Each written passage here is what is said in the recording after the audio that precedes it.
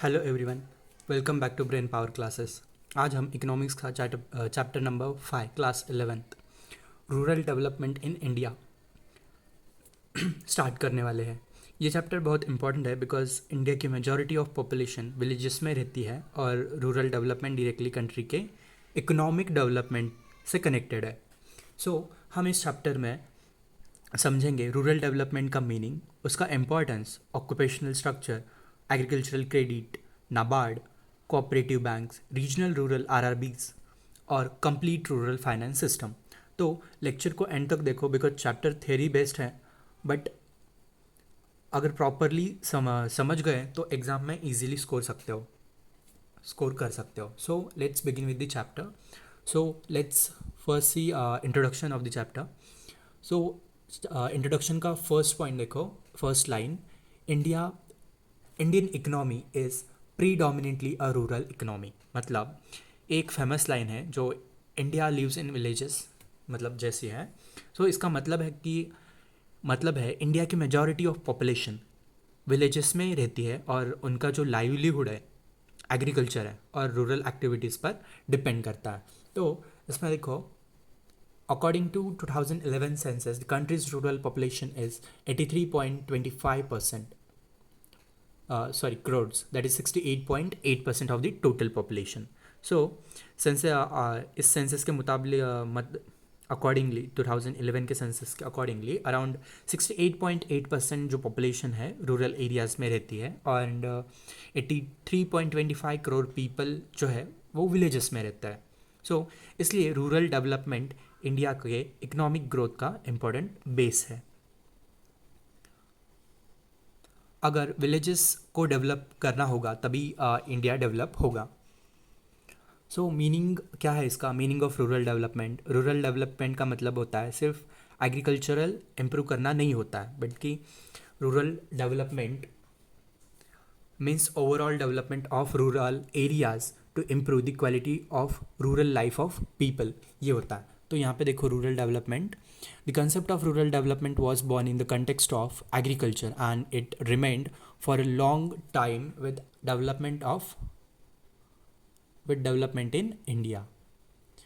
अभी इसके क्लासिफिकेशन देखो नीचे, rural development, it has agriculture, village industries, services and education, and उसके अंडर भी सब पॉइंट्स है। तो let's see one by one. Just a second. Let's go by definition bye world bank. World bank के accordingly rural development की जो strategy है, जो रूरल पुअर की इकोनॉमिक और सोशल लाइफ इम्प्रूव करने के लिए बनाई गई है। देखो, rural development is a strategy designed to improve the economic and social life of a specific group of people, that is the rural people. Rural development involves extending the benefits of development to the poorest amongst those who seek livelihood in the rural areas. The group includes small scale farmers, tenants and landless. अभी उनका नीचे occupational structure in general 3 categories में classify किया गया है। First is small agricultural sector, next is industrial sector and third with its service sector. Let's see one by one each. First of all see agricultural sector. Agriculture, India के villages का main occupation agriculture है। Agriculture development के important factors हैं mechanization, जैसे हमने ऊपर chart में देखा। तो मैकेनाइजेशन में क्या आता है? मशीन्स का यूज़ करना, जो कि है ट्रैक्टर्स, हार्वेस्टर्स, पंप्स एक्सेट्रा। इससे प्रोडक्टिविटी इंक्रीज होती है और टाइम सेव होता है। Next we have in that HYS seeds, that is high yielding seeds. इससे प्रोडक्शन ज़्यादा बढ़ जाता है, इंक्रीज होता है कंपेयर टू ट्रेडिशनल टेक्निक्स और traditional seeds. Next we have credit and transport. उसमें फार्मर्स को लोन्स और ट्रांसपोर्ट फैसिलिटीज़ मिलनी चाहिए ताकि फार्मिंग ईजी हो। Marketing is last one in that, farmers को प्रॉपर मार्केट मिलना इंपॉर्टेंट है, बिकॉज वरना जो मिडल मैन होता है उनके बीच में वो प्रॉफिट ले जाता है, फार्मर को कुछ नहीं बचता। Next we have industrial sector. Industrial sector में देखो, industrial sector is so industrial sectors depend होती है रॉ मटेरियल्स को, रॉ मटेरियल्स पे, और उन्हीं को वो फिनिश गुड्स में कन्वर्ट करती है। और इन सब में आता है स्मॉल स्केल इंडस्ट्रीज़ आती है, कॉटेज इंडस्ट्रीज़ आती है, एंड रूरल इंडस्ट्रीज़ आती है। So see here industrial sector is defined as an economic activity concern with the processing of raw materials and manufacture of goods and factories. This sector has been classified into small scale, cottage and rural industries. तो अभी यहाँ पे देखो chart में, तो service sector में, sorry, industrial sector में क्या क्या आता है। सो यहाँ पे अलग है। सो इसके इंडस्ट्रियल सेक्टर के हम एग्जांपल्स ले सकते हैं, जैसे कि common example is most famous one the sugar industries, उसके बाद आता है handloom industries and etcetera. So third we have service sector. So service sector को टर्शरी सेक्टर भी बोलते हैं, एंड इसमें एग्जांपल्स आते हैं जैसे कि ट्रांसपोर्ट है, टूरिज़्म है, रेस्टोरेंट्स है, कंप्यूटर सर्विसेज है, मैकेनिक्स है, प्लम्बर्स है। जो सर्विस प्रोवाइड करते हैं वो सर्विस सेक्टर में आते हैं, उनको टर्शरी सेक्टर्स भी कहते हैं। तो इसके बाद है हमारा rural development in India. So India में रूरल डेवलपमेंट के लिए गवर्नमेंट और एनजीओज दोनों काम करती है। तो प्रॉपर रूरल डेवलपमेंट से एम्प्लॉयमेंट इंक्रीज़ होगी, पॉवर्टी रिड्यूस होगी, और स्टैंडर्ड ऑफ लिविंग जो है पीपल्स का वो इंक्रीज़ हो जाएगा। तो हम अभी देखते हैं significance of rural development in India. So उसमें फर्स्ट पॉइंट है public health and sanitation. So rural development से सेफ ड्रिंकिंग वाटर मिलेगा, सैनिटेशन आएगी, हाइजीन आएगा, एंड जो अफोर्डेबल हेल्थ फैसिलिटीज़ है वो सब मिलेंगी। सो अब इससे क्वालिटी ऑफ लाइफ जो है इम्प्रूव होती है। Next we have second point, literacy rate in rural area. So rural literacy urban literacy से कम होती है। जैसे कि रूरल डेवलपमेंट में आता है स्कूल्स, कॉलेजेस, एजुकेशनल फैसिलिटीज़, ये सब मिलती है, ये सब प्रोवाइड करती है। तो इससे जो लिटरेसी गैप जो है रिड्यूस होता है। Third point we have empowerment of women. So rural development women को education, employment, equal participation in development programs etcetera चीज़ें जो है प्रोवाइड करती है। इससे जो है ना जेंडर इनइक्वालिटी रिड्यूस होती है। तो fourth point we have enforcement of law and order. So इससे rural development socially disadvantage groups के राइट्स को प्रोटेक्ट करता है through proper law and order. Fifth point we have land reforms. So land reforms में may ensures effective implementation of land reforms such as ceiling on land holdings, regulation of rent, protection of tenancy right, etc. This leads to the reduction in rural inequality. इससे rural inequality जो है reduce होती है. So sixth point we have infrastructure development. So infrastructure development में आता है electricity provide करना, roads develop करना, इरिगेशन फैसिलिटीज़ प्रोवाइड करना, उसमें इम्प्रूवमेंट्स लाना, ये सब उसमें आता है. Next seventh point we have availability of credit. Rural development financial institutions का ग्रोथ इंक्रीज करता है, जैसे कि कोऑपरेटिव क्रेडिट सोसाइटीज़ है, रीजनल रूरल बैंक्स है, आरआरबीज एंड कोऑपरेटिव बैंक्स है. ये सब फार्मर्स को सब्सिडाइज लोन्स प्रोवाइड करती है और उनको लोन्स मिलते हैं. फिर आता है हमारा 8th पॉइंट है eradication of poverty. So rural development rural income और स्टैंडर्ड ऑफ लिविंग इंक्रीज करता है. सो इससे जो है पॉवर्टी जो है रिड्यूस होती है. तो हम अभी नेक्स्ट देखेंगे agricultural credit in India. So agricultural credit farming के लिए बहुत इंपॉर्टेंट है. Agricultural credit is an important pre requisite for agricultural growth. Agricultural policies have been reviewed from time to time to provide adequate and timely finance to this sector. So most rural families के पास enough savings नहीं होती finance करने के लिए. Farming करने के लिए उनके पास फाइनेंस नहीं होता, इसलिए लोन्स प्रोवाइड होती है. लोन्स इसलिए हमें एग्रीकल्चर सेक्टर में लोन्स इम्पॉर्टेंट है. सो इसमें दो क्लासिफिकेशन देखो, classification of agricultural credit on the basis of tenure and on the basis of purpose.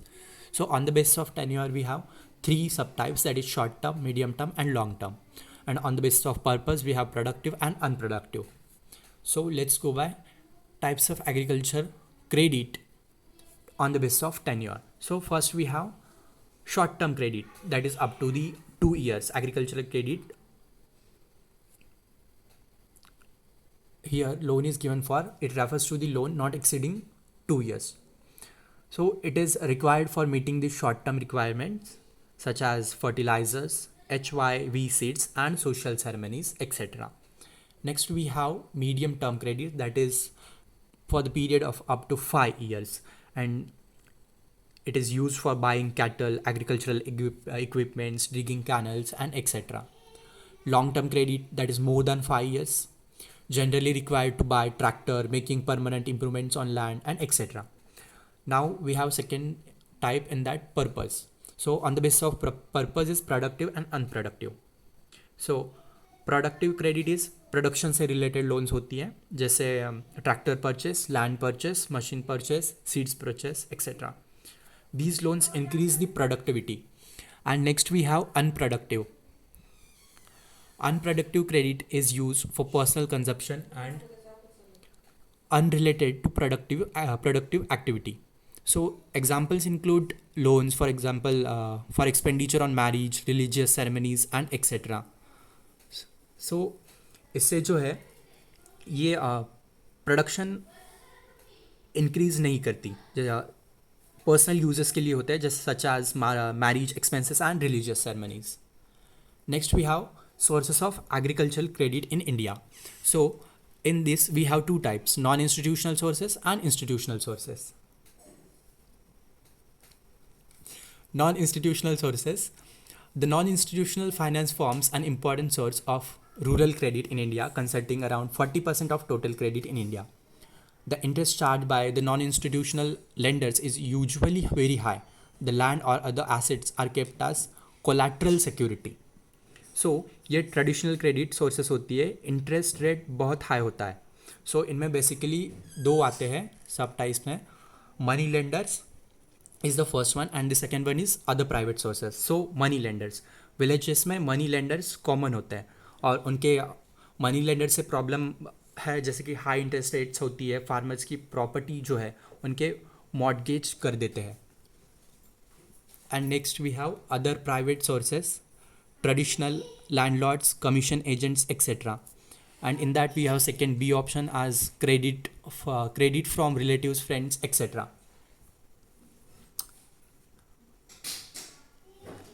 Second type is institutional sources, that is cooperative banks, government banks, RBIs and NABARD all. So governments organize credit institutions.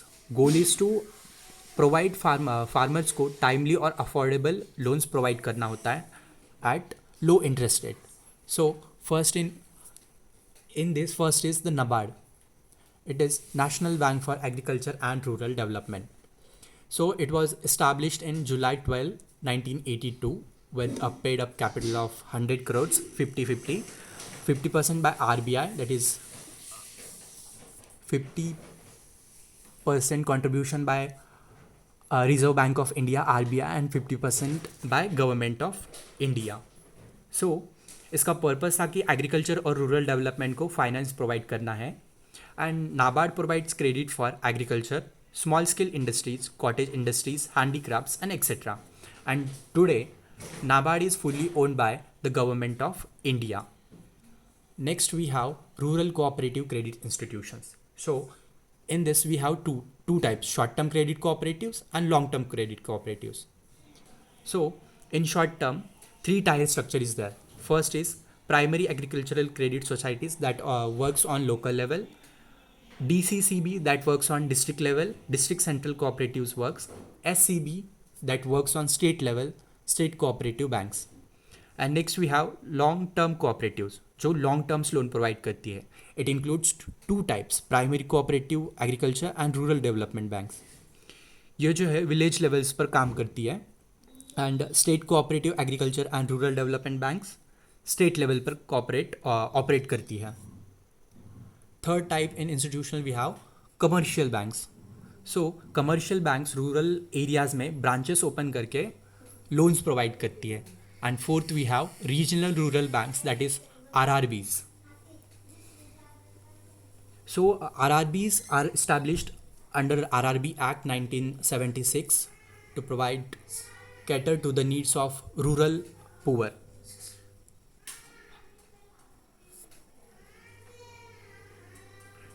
So features are इसका main purpose है कि rural poor की needs को fulfil करना है and features include rural oriented, low cost banking है and professional management है.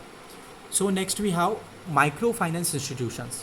तो इनमें क्या आता है, स्मॉल फार्मर्स को बैंक से लोन्स लेना डिफ़िकल्ट है बिकॉज जो उनका जो स्ट्रक्चर है वो बहुत ही कॉम्प्लेक्स होता है, कॉम्प्लेक्स प्रोसीजर्स होती है और डिलेज भी बहुत सारी होती है और जो ट्रांजैक्शन कॉस्ट जो होता है वो बहुत हाई होता है. इसलिए NGOs, नॉन गवर्नमेंटल ऑर्गेनाइजेशंस और MFIs पुअर पीपल को स्मॉल लोन्स प्रोवाइड करती है.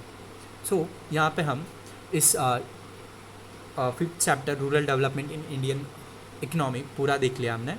सो स्टूडेंट्स, आज हमने complete chapter rural development in India detail में समझा है.